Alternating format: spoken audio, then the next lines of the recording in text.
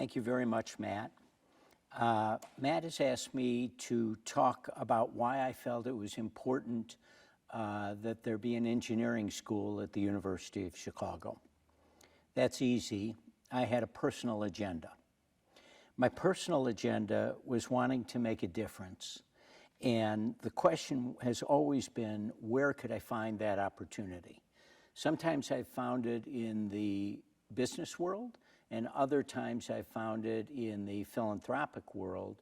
But frankly, for these purposes, I don't really see a difference. It's really, where do you find the opportunity to make an impact? In this particular case, the opportunity showed up at a cocktail party. Bob Zimmer had just come to the University of Chicago, and we were talking, and I said, so what are you working on? He said he wanted to start an Institute of Molecular Engineering. For me, that was actually a light bulb moment. Here was an opportunity to strengthen the sciences at the University of Chicago, but also an opportunity to modernize and evolve the culture of the University of Chicago. Here's how I think about it. In the 20th century, we formed a remarkable foundation of scientific knowledge of how and why things work. We now have the opportunity and the responsibility to turn those discoveries into inventions for the betterment of mankind. That's profoundly important, potentially even existential, and the University of Chicago needs to be part of that process. When you develop a goal, you start by taking an inventory of your strengths. And then you build goals around that and then strategies to achieve that goals. In the case of the University of Chicago, I saw three relevant strengths. One is the depth of our scientific talent with a culture of inquiry. Two was an organizational structure that had relatively low barriers across departments. And importantly, three, in Bob, we had a gifted leader with passion, energy, and vision. So at the cocktail party, it took literally 3 minutes for Bob and I to align around two goals. One was the goal of more translational work. Think of it as a tweaking of the balance between basic and translational science. And second was the importance of evolving the culture of the university to embrace that concept of translational work as part of the university's mission. In the end, we're here to serve society. Now we have goals, so we need a strategy, and the strategy was molecular engineering. Having understood our goals and our strategy, we now need tactics. In particular, we both felt that collaboration was a key to effective applied science. The notion of a theme-based school in the sciences seemed like an important structure that would align with our goals. Steve Seibner, one of our eminent scientists, chaired a faculty committee to assess the value of an effort around molecular engineering.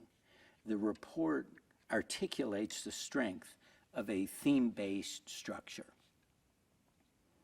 So that's the short version of the journey that we've been on for more than 10 years. So how are we doing?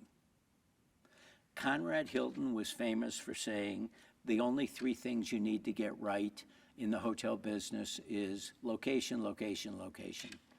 A number of years ago, I coined the Pritzker corollary to that, and that is the only three things you got to get right in the hotel business are people, people, and people. As I've now lived my life, I would probably say that saying is as close as I will get to a universal truth.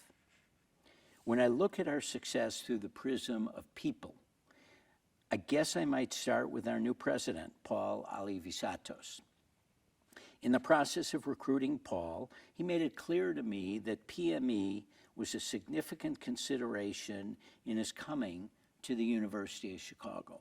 Not just PME specifically, but the fact that we as a university were not only willing to take risk, but also agile enough to make change. In Paul's view, those are the building blocks of a great opportunity.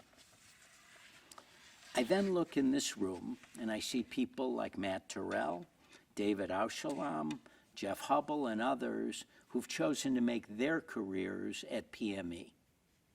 And then finally, by coincidence, last week I got an email from our Dean of Admissions for our undergraduate program.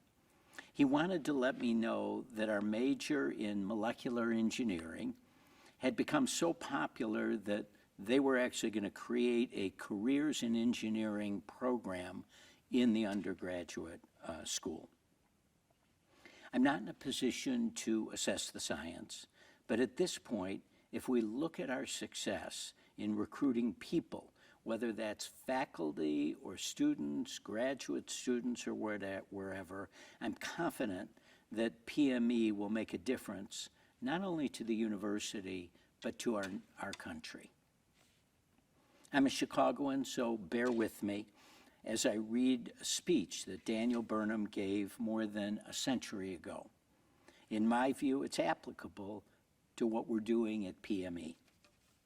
Make no small plans, said Burnham. They have no magic to stir men's blood, and probably themselves will not be realized. Make big plans, aim high in hope and work, remembering that a noble logical diagram, once recorded, will never die, but long after we're gone, will be a living thing, asserting itself with ever-growing insistency. So that's my answer to Matt's question of why I signed up to partner with Bob in the establishment of PME. It was an opportunity to make a difference. Thank you very much.